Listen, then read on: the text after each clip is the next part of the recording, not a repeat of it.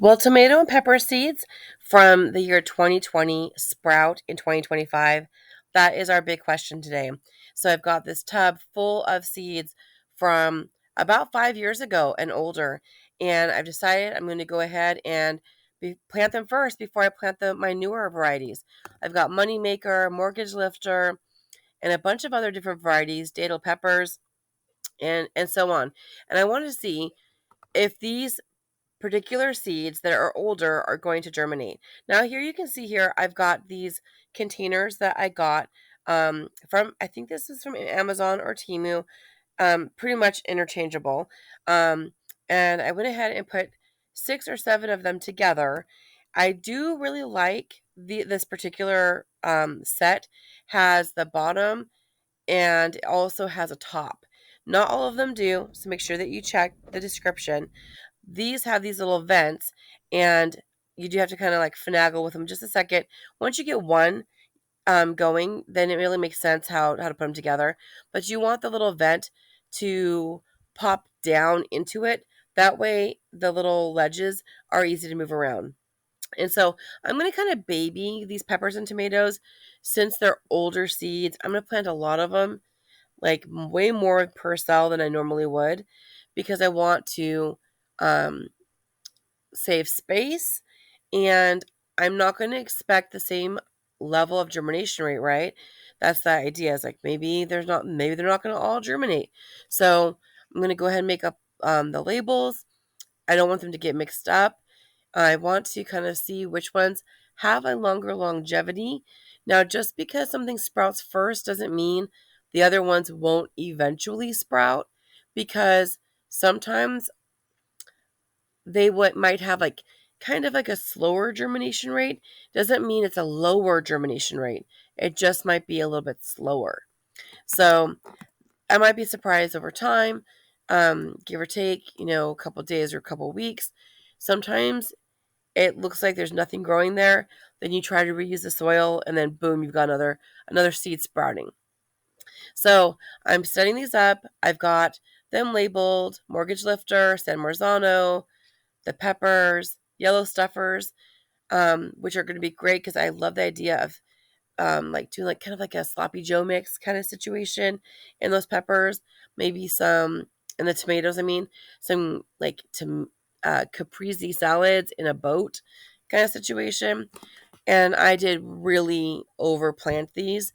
I basically wanted to be able to get rid of the packets because I don't want to keep holding on to old seeds. I want to get them planted, transplanted, used, and rotated through.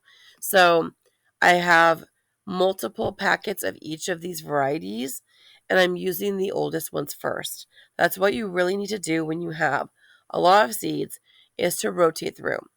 Now I do have some other varieties that I really, really want to plant, but I'm making myself wait because that's what we do in gardening, right? You stock up on all these seeds, and then you see this new variety. Oh, I want that one. Pretty, shiny, neat. And I want to move on to the other one. But then the ones that were pretty, shiny, and neat 5 years ago never get planted. And eventually they do lose their ability to germinate, they lose their viability. So you'd be surprised though. I would never throw seeds away. Never. I'd always give them a chance. That's just how I am, though. Pop a comment below if you agree with me. Do you always give all the seeds a chance, or do you ever get to a point where you're like, nah, I'm tossing them? I mean, I would at least throw it in the compost bin and see if it came up. I can't throw things away when it comes to something that might be alive. So I'm using a pen here to just poke a little hole because my fingers are wet, and every time I try to make us a hole for the seeds, the soil is clinging to me. So using a dry, you know, um, pencil, could be a stir stick or a twig. Some people use a little bit more sophisticated tools. And I'm like, you know what? You can, but it's going to cost a little bit more, right? So I don't mind using whatever is available to me. Now I am misting these in, um, but there's also a well underneath. So I did put water underneath. So it's watering from the top to begin with, but then mostly watering from below from that point on until I'm transplanting. Tomatoes are more prone to disease, so if you can water without constantly spraying the foliage, you're going to reduce the risk of getting some kind of fungal infection, which can lead to lower fruit production or even the plant just either dying or being pretty pathetic, where it doesn't really ever really recover quite the right way. And then possibly having things that are contagious. So you don't want to always water from the top with tomatoes if you can prevent it. Once I transplant them, I'm going to make sure there's a nice mulch so that when I water, if I water from the top, that there's not soil and pathogens splashing up onto the stems. I am really liking these smaller type containers when I'm getting the plants ready because they're more manageable. You could just do one of these per day and like kind of like stagger out your work, and that way it's not one big project. Unless you like bigger projects, then I mean like you do you. What you think is most convenient. I'm liking these 12 um, the trays of 12 because I can do one variety and fill up the entire container. And then I move on. The next container is a different variety. So I'm not wasting tags and labels and time. And I am way over planting these. Like I said, I've got multiple packets of each variety, and these seeds are 5 years old at least because ex- they're not expiry dates or expiration dates. The best buy dates basically. The packages will say like for this year, or best planted by this year. And so these were all either not marked at all, there's no date stamped on it, or it said 2020 or older. So what do you want to go ahead and make a guess in the bottom if you think these are going to sprout?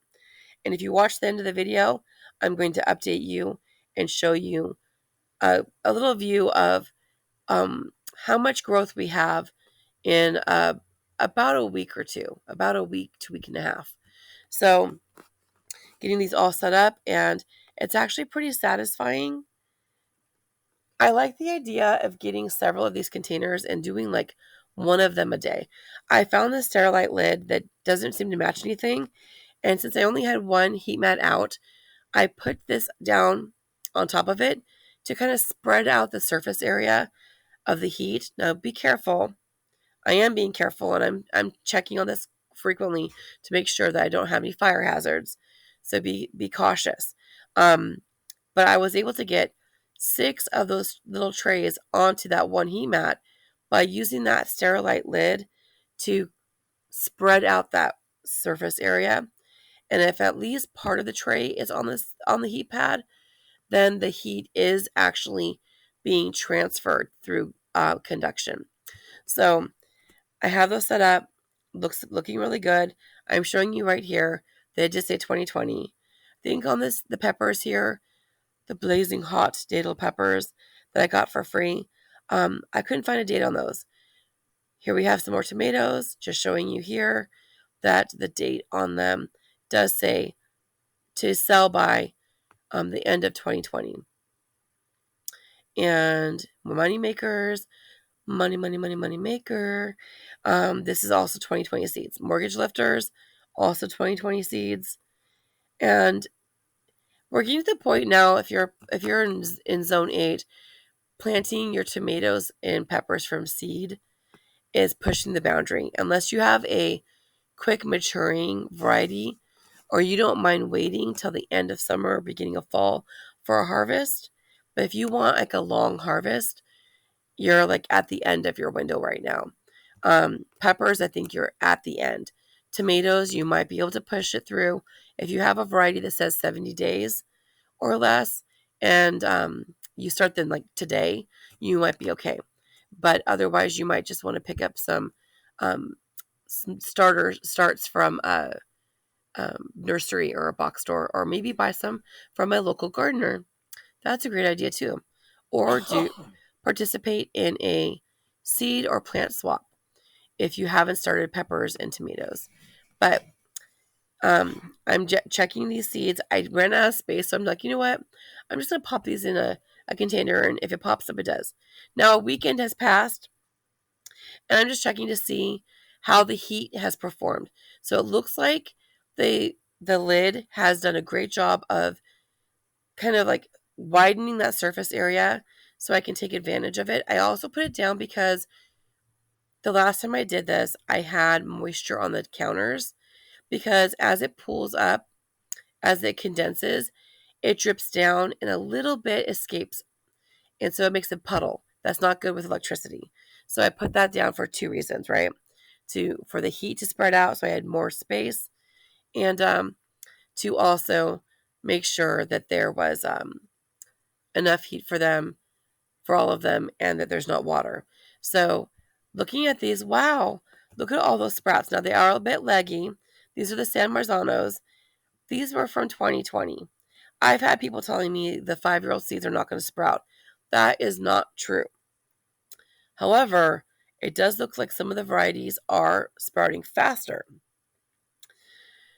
I do see, if you look really close to the soil line, that one you only see like 2 really obvious. But if you look at the soil line, you can kind of see a little bit of sprouts that looks like a little curl at the surface. So the peppers are slower. So remember that. Tomatoes are a lot faster than peppers are. So let's look here. What variety is that? I think I'll show you. If we twist this over, the pimento sweet pepper. So again, the peppers are showing up a lot slower. So where you might have tomatoes popping up in a couple of days, or at least within a week, peppers can take a couple weeks. So looks like we probably have, yep, see right there? There's some more sprouts at the soil line. So that's actually a good thing because I didn't have my light situation just perfect. Hi there, that's me. That was just a little selfie. That was not on purpose. Look around here. So look at those. Wow, there's so many. Now, I'm going to have to set up a fan because I want these to have strong stems, and I'm going to have to set up another grow light that's a little bit lower so that the plants don't have to stretch to get sunlight. Here's the mortgage lifter, and I am really interested in the mortgage lifter and the moneymaker because the names, right? So you got this more San Marzano, which I really love those tomatoes. Okay, so I want to show you how I'm setting this up. I'm going to make those little tweaks I mentioned right now, where I actually brought in a very small grow light, but I'm going to situate it over the plants that have already sprouted. Remember, the plants don't really need the light until they've sprouted, because that's when they need to photosynthesize to make energy to provide food for the plant. But the little tiny baby seeds, the embryos, already have food inside the seed. So I'm not as concerned about providing them light right now as I am for the ones who have already sprouted. But I do want to put some wind on these. So I'm going to get the fan set up and the light set up so that these will be shorter, squattier, thicker stemmed tomato plants and pepper plants, and that they're going to live longer and be more productive. So I got the fan going. I don't have to have it going all day long. It's also going to help prevent disease. So since I have them planted so close together, having some airflow is going to be really essential. And I don't need the humidity domes anymore since I have sprouts. So I've removed the humidity domes. And you don't want the plastic touching the top of the plants because then you'll start to get rot. I use this little locker organizer to prop up my light so I'd have just the right distance for the lights. Now, I think that's still a little bit too high, so I'm going to kind of finagle with the light and a locker organizer thingy-mabobber so that it's a little bit closer so that the plants are not stretching so much. The more they stretch, the leggier they get, the weaker they are.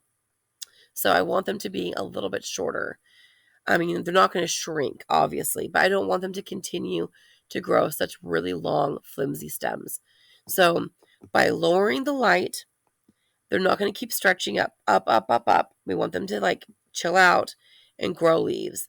And I've got the fan going, so that's going to get them to thicken up. So I wanted to show you, yes, absolutely, my 2020 seeds have sprouted. They're doing fabulous, very high germination rate, and now we're working on a little bit of TLC so that these plants have a great start to life. Now, you know what I say at the end of my videos: be good, be sweet, grow a garden if you want to eat. I'll see you next time.